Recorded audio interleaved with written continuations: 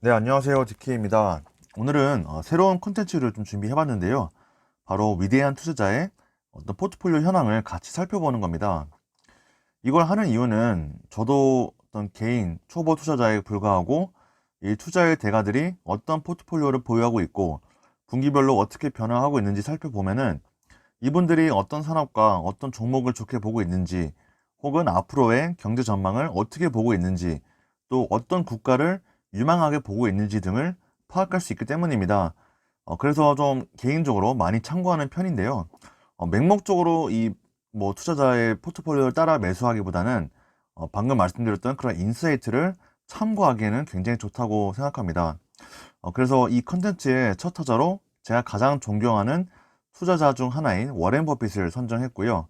새로운 컨텐츠인 만큼 적극적인 피드백 환영합니다. 그리고 혹시나 이 영상이 마음에 드신다면 언제라도 중간에 좋아요 한 번씩 부탁드리겠습니다. 자, 그럼 이제 시작하겠습니다. 워렌 버핏에 대한 소개는 따로 안 드려도 될 것 같은데요. 전 세계에서 가장 유명한 투자자이지 않을까 싶습니다.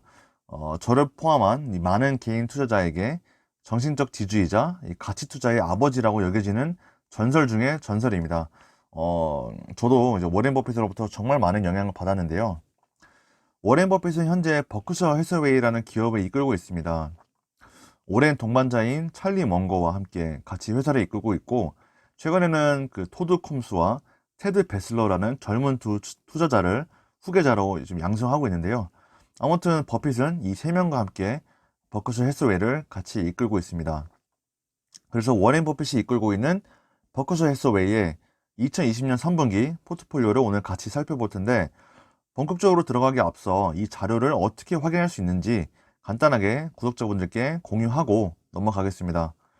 자, 우선 미국에는 이 13F, 13F라는 공시 자료가 있는데요. 이게 뭐냐면은 AUM, 이게 Assets Under Management, 즉 운용 자산이 1억 달러 이상의 기관은 분기별로 운용 자산, 그러니까 주식 운용 자산을 공시할 의무가 있습니다.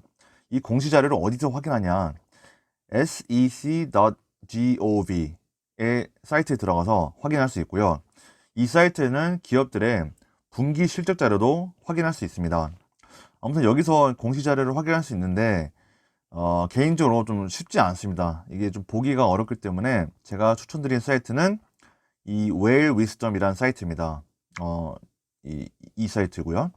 여기서 찾고 싶은 그 투자의 대가나 어떤 기관을 입력하고, 여기에 입력하시고 조회를 하면은 이 분기별로 포트폴리오가 다 나옵니다. 어떻게 나오느냐? 이렇게 나오는데요. 정말 깔끔하게 잘 나옵니다. 보시면 이번 분기에 가장 많이 매수한 종목, 그다음에 가장 많이 매도한 종목, 그다음에 전체 포트폴리오 등이 아주 깔끔하게 정리가 되어 있고, 개인적으로 굉장히 유용한 사이트라고 생각합니다. 그리고 오늘 소개해드릴 내용도 이 사이트에서 자료를 많이 가져왔는데요. 이거는 이제 구독자분들께서 참고하시면 될 것 같습니다. 자, 그럼 이제 2020년 3분기 9월 30일 기준으로 버크셔 해서웨이의 탑 10 종목을 보겠습니다. 애플, 뱅크 오브 아메리카, 그 다음에 코카콜라, 아메리칸 익스프레스, 크래프트 하인츠, 무디스, US 뱅코프, 그 다음에 차터 커뮤니케이션, 다비타, 웰스파고, 그리고 베리사인 순입니다. 이 순인데 보시면 1위 애플의 비중이 무려 47.78%로 정말 압도적이죠. 그리고 보시면 이 탑 5, 이 애플부터 크래프트 하인츠까지 비중을 더하면 전체 포트폴리오의 75% 이상일 정도로 이 5개에 매우 집중되어 있다는 것을 볼 수 있습니다. 참고로 8월에 새로 매수했다고 밝혔던 그 일본 기업들 있잖아요. 그 무역회사들. 그 일본 기업들은 이 포트폴리오에서는 좀 빠져 있습니다. 여긴 포함되지 않고. 아무튼 이게 탑 10 현황이고요. 애플의 비중이 압도적으로 큰 것을 확인할 수 있어요. 근데 이것만 이제 보면 좀 아쉽죠. 그래서 2020년 3분기 버크셔 해서웨이 포트폴리오에서 개인적으로 저한테 좀 눈에 띄는 변화와 이에 대한 좀 개인적인 생각을 좀 추가로 공유를 드리겠습니다. 먼저 애플의 비중 축소입니다. 이번 분기에 버크셔 해서웨이는 무려 3,600만 주를 매도를 했고요.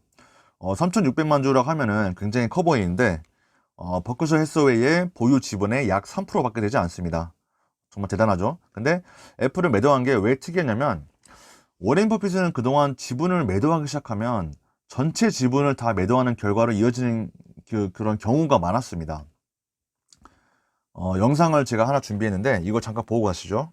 Something, when we sell something, very often it's going to be our entire stake. I mean, we don't trim positions or like that. That's just not the way we approach it any more than if we buy 100% of a business, we're going to sell it down to 90% or 80%. I mean, if we like a business, we're going to buy as much of it as we can and keep it as long as we can. 자, 영상을 보시면 아시겠지만 워렌 버핏은 어떤 종목에 대해서 비중을 축소하기보다는 매도할 생각이 들면은 전체 지분을 다 매도한다고 공개적으로 얘기를 한 바가 있습니다. 이에 대한 예로는 올해 항공주 지분을 전량 매도한 게 있죠. 버핏은 항공주에 상당히 많이 투자했었는데 이번 코로나 때문에 또 있긴 하겠지만 이 투자 아이디어가 훼손되었음을 인정하고 보유 지분을 전량 매도한 바가 있습니다. 그래서 물론 이제 애플과 항공사들의 기본적인 펀더멘털이 다르기 때문에 저는 버핏이 애플 지분을 전량 매도할 일은 없을 것 같은데, 참고로 2019년 4분기에도 애플 지분을 조금 매도한 이력이 있기 때문에 이번 분기 매도도 뭐 크게 신경 쓸 일은 아닐 것 같습니다. 다만 저는 지금 애플 가격이 매우 고평가라고 생각하고 있고, 워렌 버핏도 애플 비중을 당분간은 늘리지는 않을 거라는 저의 개인적인 생각을 좀 첨언하겠습니다. 두 번째는 금융주 비중을 이제 지속적으로 축소하고 있다는 건데, 이번 분기 금융주 지분 변화를 보면은 굉장히 놀랍습니다. 웰스퍼거 같은 경우에는 무려 1억 주 넘게나 매도했고요. JP모건은 이전 분기 대비 95% 감소, 그 다음에 PNC 파이낸셜은 이전 분기 대비 64% 감소, 그리고 M&T 은행 같은 경우에는 이전 분기 대비 35% 감소하면서 이번 분기에 금융주를 굉장히 많이 매도했습니다. 그동안 버핏은 아주 열렬한 금융주 어떤 팬이었기 때문에 이런 행보가 좀 놀라운데요. 다만 뱅크 오브 아메리카 비중은 크게 늘렸습니다. 보시면 이번 분기에 8,500만 주를 매수하면서 이전 분기 대비 무려 9%나 비중을 늘린 것을 확인할 수 있어요. 그래서 제 개인적인 생각으로는 버핏은 일단 금융주에 대해서는 아직도 불리시한 것 같거든요. 그러니까 뭐 앞으로도 전망이 좋다고 보고 있는 것 같은데, 다만 다른 주식보다는 뱅크 오브 아메리카만 집중적으로 매수를 하는 것으로 좀 보고 있습니다. 자, 이것도 굉장히 파격적인 행보였는데 바로 제약주를 신규 매수한 거였습니다. 이번 분기에 버핏은 에브비, 브리스톨 마이어스 퀴브, 그다음에 머크를 각각 18억 달러 정도 매수했고요. 화이자는 1억 3,600만 달러 정도를 매수하면서 제약 산업에 신규로 투자를 했습니다. 물론 전체 비중에서 제약주들의 비중은 2% 미만이기 때문에 뭐 크진 않지만, 그동안 워렌 버핏의 어떤 주주총회나 인터뷰 등을 꾸준히 팔로우 해보신 분이면 아시겠지만 버핏은 제약 산업에 큰 관심을 보이지 않았습니다. 그래서 이번 투자 결정이 저는 개인적으로 좀 놀라웠고요. 아마 버핏이 아니라 이 아까 말씀드렸던 그 후계자 있잖아요, 두 명. 그 두 명이 결정한 게 아닐까, 좀 개인적으로 그런 생각도 들어요. 마찬가지로 스노우플레이크, 이거는 뭐 워낙 잘 알려져 있는 건인데 스노우플레이크라는 데이터 기업을 매수했습니다. 이거는 이제 버핏의 후계자인 아까 방금 말씀드렸던 테드와 토드가 투자 결정을 내린 것으로 잘 알려져 있죠. 그리고 T모바일을 신규로 매수했는데요.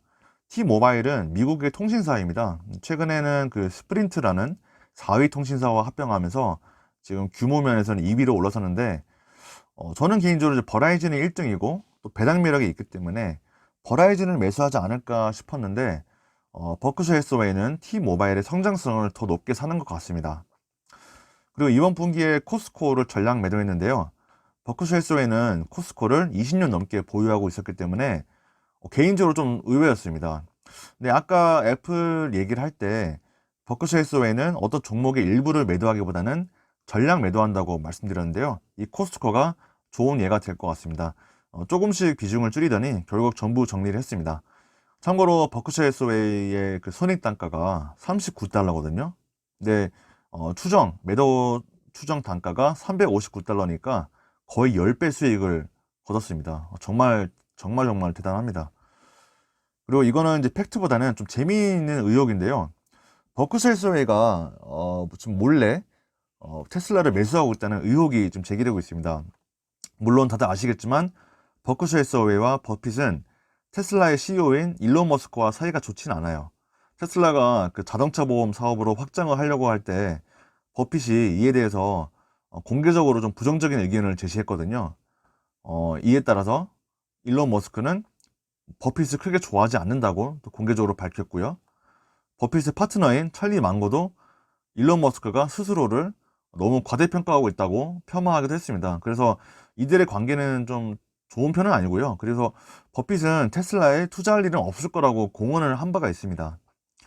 근데 버크셔사회가 이번에 이제 지금 저희가 다루고 있는 그 공개적인 공시자료 말고도 따로 개별적으로 제출한 자료가 있다고 합니다. 보시면 separately filed로 나와 있는데 이게 개별적으로 또 따로 제출한 자료가 있다고 합니다. 근데 몇몇 사람들은 이에 대해서 버크셔 회사가 비밀리에 특정 기업을 크게 매수하고 있고 이 포트폴리오 비중이 5%로 넘어가게 되면서 다음 분기 공시자료에 공개할 가능성이 매우 크다고 주장하고 있습니다. 근데 이게 완전히 근거가 없는 이야기가 아닌 게 버크셔 회사에는 이전에도 이런 사례가 있었어요. 어떤 사례였냐?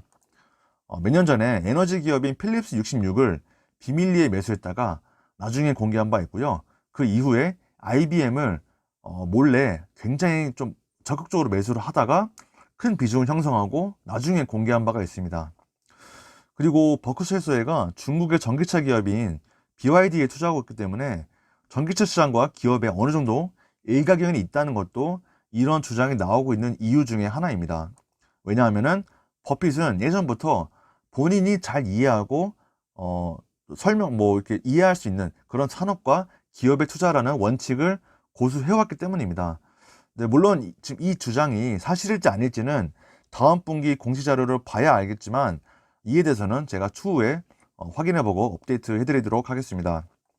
자, 오늘은 워렌 버핏의 포트폴리오 조금 더 정확히 말씀드리자면 버크셔 해서웨이의 2020년 3분기 포트폴리오와 몇 가지 중요한 사항 그리고 그에 대한 저의 의견을 공유 드렸는데요.